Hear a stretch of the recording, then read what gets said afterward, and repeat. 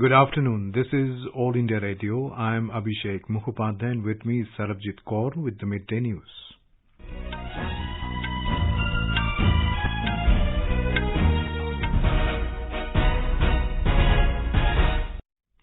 The headlines. Vice President, Prime Minister and Lok Sabha Speaker to jointly launch Sansad TV this evening. Lok Sabha Speaker Om Birla chairs All India Presiding Officers Conference, says Hindi adorned as link language of India and extensively used in literature, art, cinema and media. India and USA sign MOU for enhancing export potential of Ayurvedic and other Indian traditional medicine products. More than 75 crore 89 lakh COVID-19 vaccine doses administered in the country so far. Recovery rate currently stands at 97.62%. Many babies and children admitted in hospitals with fever, flu-like symptoms and respiratory distress in West Bengal. Retired Lieutenant General Gurmeet Singh takes oath as new governor of Uttarakhand. Vice President, Prime Minister and Home Minister extend greetings on the occasion of Engineers Day. Today is the last date for nominations for Padma Awards 2022. And North Korea tests ballistic missiles off its east coast. Japan calls the launch outrageous.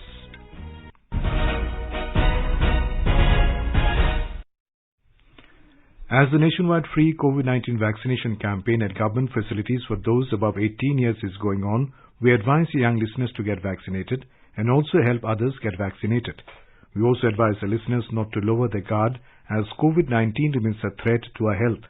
Please stay at home unless it is essential to go out and continue to follow these 3 simple steps. Wear a face mask, maintain 2 gaz ki duri for social distancing, focus on hand and face hygiene. For any COVID-related information and guidance, contact national helpline numbers 011-2397-8046 and 1075. And now the news in detail. Vice President and Rajya Sabha Chairman M. Venkaiah Naidu, Prime Minister Narendra Modi and Lok Sabha Speaker Om Birla will jointly launch Sansad TV at the main committee room at Parliament House Annex today at 6 p.m.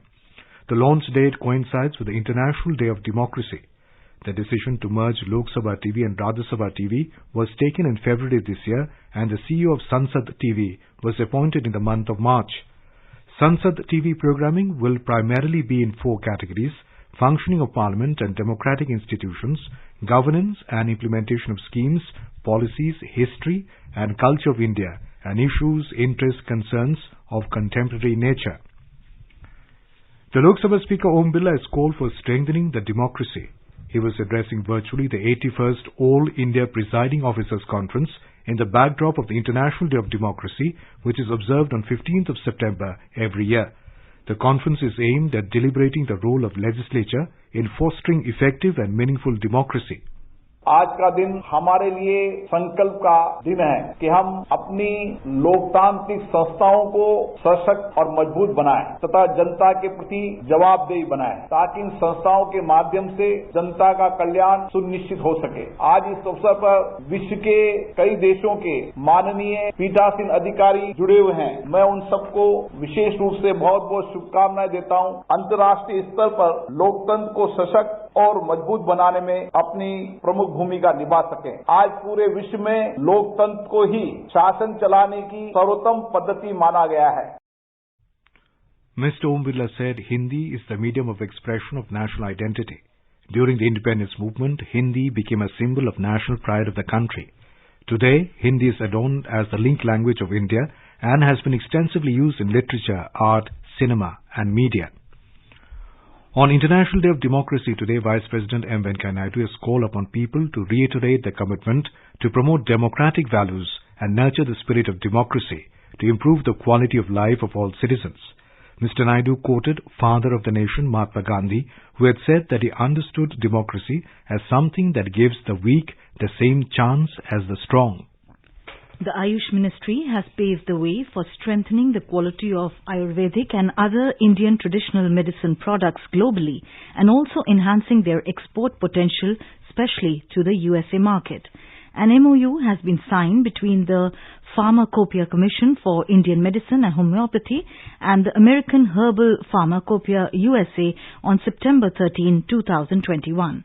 The MOU is aimed at strengthening promotion and development of standards in the field of Ayurveda and other Indian traditional systems of medicine between the two countries on the basis of equality and mutual benefit.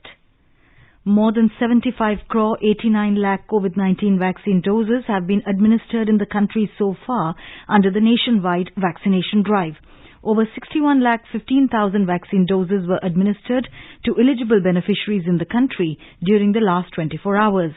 Over 27,000 new cases of COVID-19 were reported in the same period. Daily new cases are less than 30,000 for the last 4 days. The country's active caseload is currently at 3,51,087. The active cases constitute 1.05% of the total reported cases so far. The recovery rate currently stands at 97.62%. 284 deaths were reported in the last 24 hours. The Health Ministry today said more than 74.25 crore COVID vaccine doses have been provided to states and union territories so far through the union government's free of cost channel and through direct state procurement category. The ministry further said more than 1.8 crore doses are in the pipeline. It said more than 4.62 crore balance and unutilized vaccine doses are still available with the states and UTs to be administered. In Madhya Pradesh, state government has decided to reopen schools for classes 1 to 5 from September 20 with 50% attendance. The decision was taken in a meeting chaired by the Chief Minister, Shivraj Singh Chauhan. The consent from the parents will remain mandatory for children to attend their school. More from a Bhopal correspondent. The schools have been asked to follow the COVID-19 protocol. Online classes will also continue for students. Vaccination against COVID-19 is mandatory for all the teaching and non-teaching staff members. Colleges are also being reopened in the state from today with 50% capacity. Meanwhile, the state reported 7 new positive cases, while active cases stands at 126. Pooja Pivardhan, AIR News, Bhopal. Rise in the number of corona cases in Puducherry in the recent days has forced the health department to take actions to contain its spread. Various rounds of reviews and meetings are being held by the Lieutenant Governor and the Health Secretary to the Government of Puducherry. In Puducherry Union Territory today, as many as 124 persons were diagnosed with COVID. Lieutenant Governor of Puducherry, Dr. Tamilisai Soundarajan, appealed to the people of Puducherry to get themselves vaccinated for COVID. In her latest tweet, she has said that Puducherry would achieve vaccination target of 100% soon. In West Bengal, a large number of babies and children are being admitted in various hospitals with fever, flu-like symptoms and respiratory distress. Already 3 children have lost their lives in Jalpaiguri within the past 48 hours. At least 92 children are admitted in the district hospital, while nearly another 100 are under treatment in North Bengal Medical College and Hospital at Siliguri. Same situation has been reported from other districts like North and South Dinajpur, Murshidabad and West Bardhaman. Tests for COVID, dengue, malaria and Japanese encephalitis have already been done. Samples collected from affected children have been sent to Kolkata for further tests. Meanwhile, the State Health Department has formed a specialist panel of doctors, including pediatricians and virologists, to assess the situation. Gujarat Chief Minister Bhupendra Patel yesterday held a review meeting with the top officials at Jamnagar and Rajkot, the flood-hit districts. He also instructed the concerned district authorities to start the survey work in the flood-hit areas. He said that looking at the IMD alert of heavy rain, more NDRF teams will be deployed if required. He had also undertaken the aerial survey of the worst-hit areas of Saurashtra region.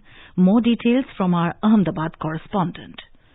Normal life has been badly affected in Saurashtra region following heavy rain and floods. Rajkot, Jamnagar, Devbhumi Dwarka and Junagadh districts are the worst hit. Rescue and relief works are in full swing in the flood-hit areas. 20 teams of NDRF have been deployed in different parts of the state following the heavy rain and floods. Air Force, Navy and Coast Guard are helping the NDRF personnel and district administrations in relief and rescue operations. Nearly 8,000 people have been shifted to the safer places from the low-lying areas. Similarly, nearly 200 people have been rescued till now. Yogesh Pandya, AIR News, Ahmedabad.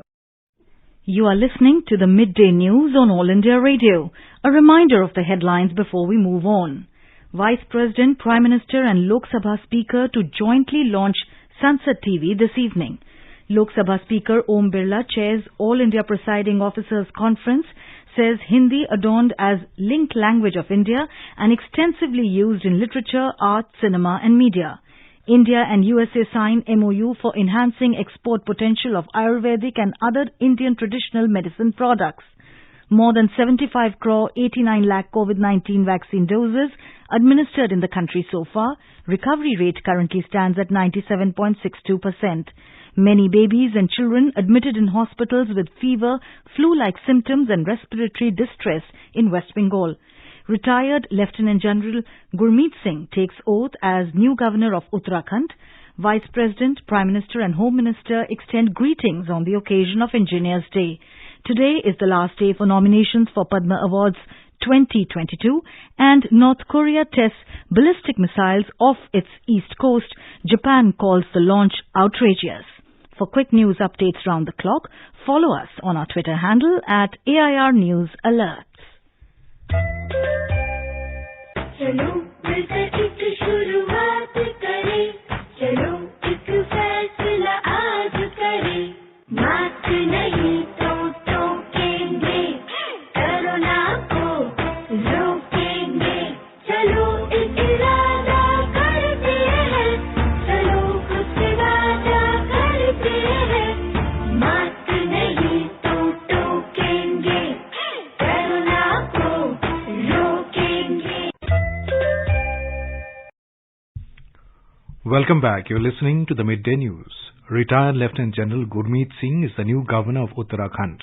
Chief Justice of Nainital High Court, Justice Raghavendra Singh Chauhan, administered the oath to retired Lieutenant General Gurmeet Singh. He is the 8th governor of the state. The ruling DMK in Tamil Nadu has nominated Dr. Kanimori Somu and KRN Rajesh Kumar for Rajya Sabha. The seats were vacated due to the resignation of AIA DMK members KP Munusamy and V. Vetilingam, who got elected for the State Assembly. The Rajya Sabha elections in the state are due on October 4th. Vice President M. Venkaiah Naidu, Prime Minister Narendra Modi, Home Minister Amit Shah have greeted all the engineers on the occasion of Engineers Day. In a tweet, Mr. Naidu paid humble tributes to legendary engineer M. Visvesvaraya on his birth anniversary today. He said engineers play a vital role in nation building and are known for their problem-solving abilities. In a tweet, Prime Minister said, "No words are enough to thank engineers for their pivotal role in making our planet better and technologically advanced." Prime Minister paid homage to the remarkable M. Visvesvaraya on his birth anniversary and recalled his accomplishments.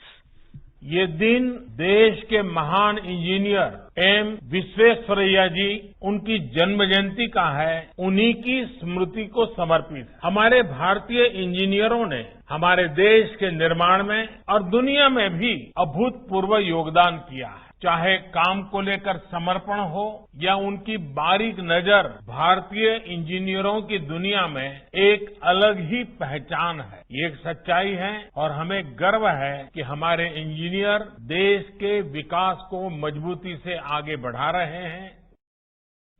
In a tweet, Union Home Minister said, "Our brilliant engineers are constantly striving towards the vision of Atmanirbhar Bharat through their amazing innovations."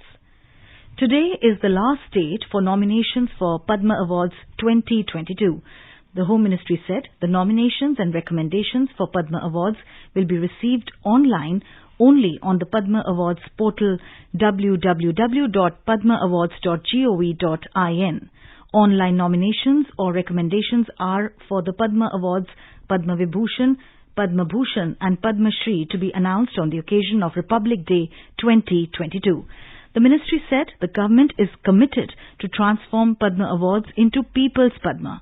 All citizens are requested to identify talented persons whose excellence and achievements really deserve to be recognized from amongst women, scheduled castes, scheduled tribes, Divyang persons and who are doing selfless service to society and make their nominations or recommendations.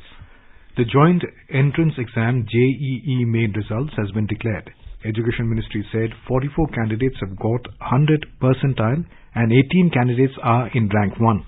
Beginning from this year, JEE Main was conducted 4 times a year to offer flexibility to students and a chance to improve their scores. The first phase was held in February, the second in March, third in July, and fourth in August-September. 9,34,602 candidates appeared in 4 editions of JEE Main. The examination was conducted in 13 languages. North Korea has fired 2 ballistic missiles off its east coast. This is the second weapons test North Korea has carried out this week. It had also tested a long-range cruise missile capable of hitting much of Japan on Monday, calling it a strategic weapon of great significance. Japan's Prime Minister Yoshihide Suga has called the launch outrageous, saying it threatened peace and security in the region. Ballistic missile tests contravene UN resolutions designed to curb the North's nuclear activities.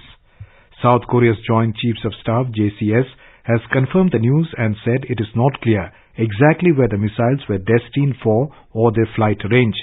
The UN Security Council does not forbid the test of cruise missiles, but it considers ballistic missiles to be more threatening because they can carry bigger and more powerful payloads, have a much longer range, and can travel faster. China's foreign minister is holding talks with his South Korean counterpart in Seoul today. North Korea's weapons program and stalled negotiations over denuclearization are likely to be on the agenda. In March of this year, Pyongyang defied sanctions and tested ballistic missiles, which triggered a strong rebuke from the US, Japan and South Korea. As our nation celebrates the 75th year of independence, a series of events are being organized by the government as a part of Azadi Ka Amrit Mahotsav. To commemorate the occasion as a Jan Utsav, All India Radio News brings its listeners a special quiz on India's freedom movement and its glorious history. The quiz is being conducted every Monday and Tuesday in Morning News since 16th August and will continue till 15th August 2022. India Post has joined hands as the logistics partner with All India Radio News for the Amrit Mahotsav quiz. The next question of Amrit Mahotsav quiz will be shared with listeners on Monday, 20th September. Now let's listen to our special program, Azadi Ka Safar. आजादी का Amrit Mahotsav.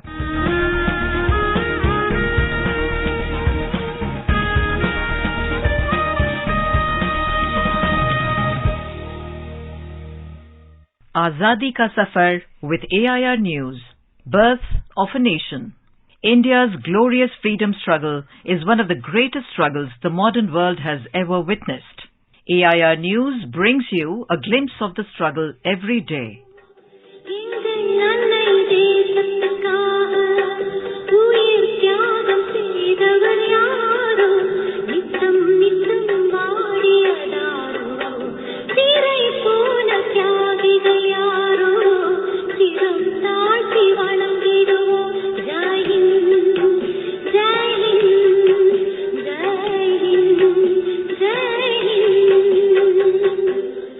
On this day in 1891, a revolutionary who gave us our salutation, Jai Hind, and fought for India's independence from the foreign land was born.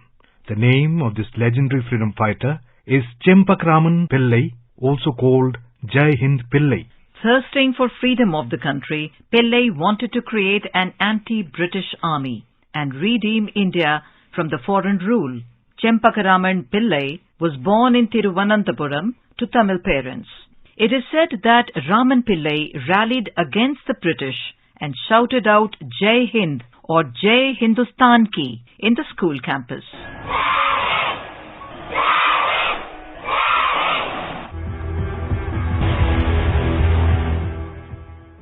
Raman Pillai continued his education in Austria and went on to complete his diploma in engineering. He also graduated in public governance and economics and had a grasp over 12 languages. In 1914, when the First World War broke out, overseas Indian revolutionaries attempted to seize the opportunity to enlist German support for India's fight for freedom. Pillai was one of them. ये जो देश है तेरा स्वदेश है तेरा तुझे है पुकारा.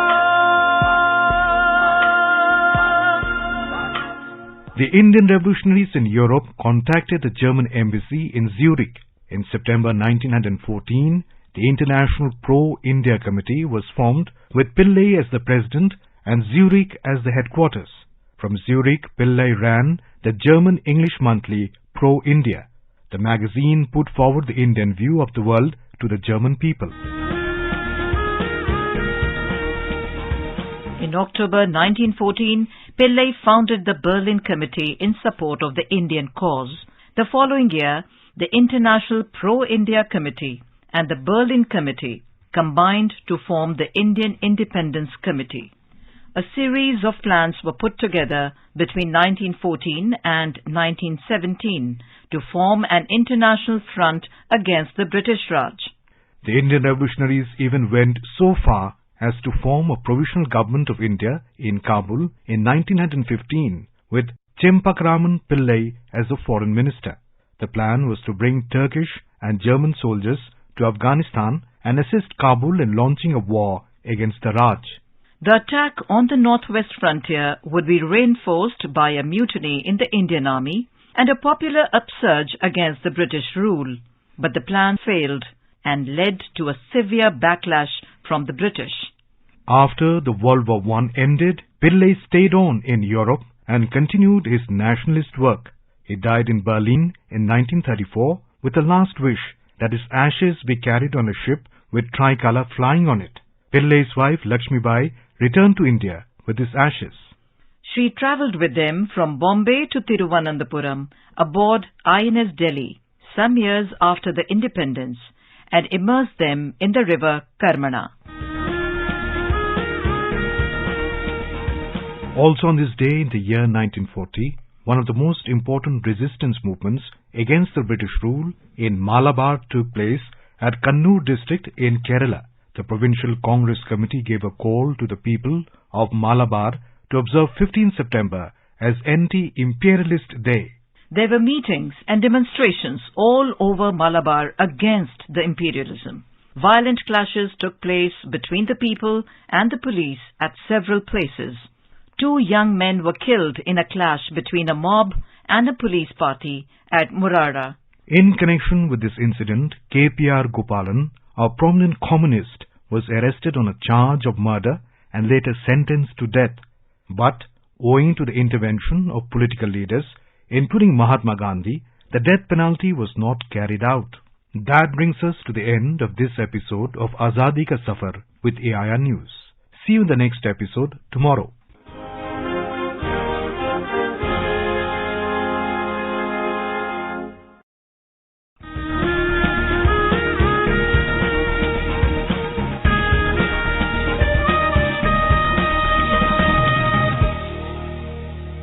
स्वाधीनता संग्राम के वे निशान जो साक्षी हैं हमारे सेनानियों के संघर्ष और बलिदान के। आकाशवाणी समाचार ला रहा है विशेष श्रृंखला निशान। हर बुधवार को शाम 4:45 पर कार्यक्रम परिक्रमा में FM गोल्ड 100.1 मेगाहर्ट्ज पर।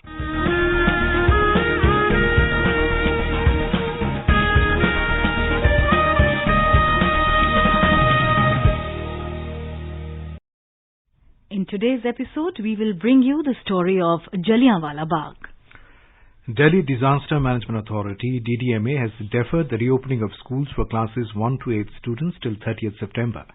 DDMA concluded a meeting today with the expert committee to take a significant decision on Delhi school reopening for junior classes. The panel had earlier recommended phase-wise reopening of schools in the city. As per the earlier suggestions, the schools were asked to reopen classes 6 to 8 from September 8. However, DDMA today has released fresh guidelines and order for the school reopening. Meanwhile, Delhi recorded 38 new COVID cases with 0 casualties and 15 recoveries in the last 24 hours.